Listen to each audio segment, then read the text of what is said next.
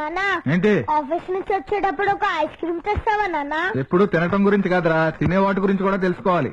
రాత్రి ఫ్రూట్స్ గురించి నేర్చుకోమన్నా, నేర్చుకున్నావా? నేర్చుకున్నా నానా. ఏది ఎల్లో కలర్ లో ఉండే ఓ పండు పేరు చెప్పు. అట్టి పండు.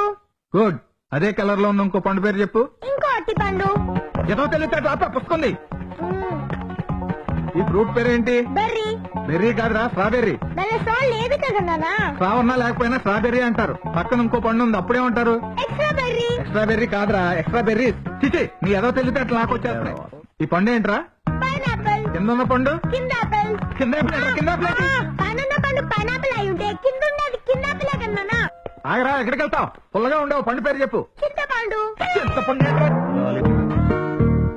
ఎందుకురా నన్ను చూసి అలా దాకుంటా? వెళ్ళరా. నేనేం చేయకపోయినా నువ్వు నాకు పనిష్మెంట్ ఇస్తావని. ఏం చేయకుండా ఎందుకు పనిష్మెంట్ ఇస్తాను రా? ఎవరు చెప్పారు? అన్న చెప్పాడు నాన్న. వాడన్ని అబద్ధాలు ఆడుతా ఉంటాడు. నువ్వు పని చేయి, నాలాగే నువ్వు వాడితో మాట్లాడొద్దు. ఇంతకీ ఏం చేయలేదు నాన్న నువ్వు? నువ్వు పొద్దున ఇచ్చిన హోంవర్క్ నాన్న. రే, నీకు తెలివితేటలు ఎక్కువైపోయినరా? నేర్చుకున్నావా? నేర్చుకున్నాను నాన్న. సరే, నీ దగ్గర 6 లడ్డూలు ఉన్నాయి, నాకు 2 ఇచ్చావు. ఇంకా ఎన్ని ఉంటాయి?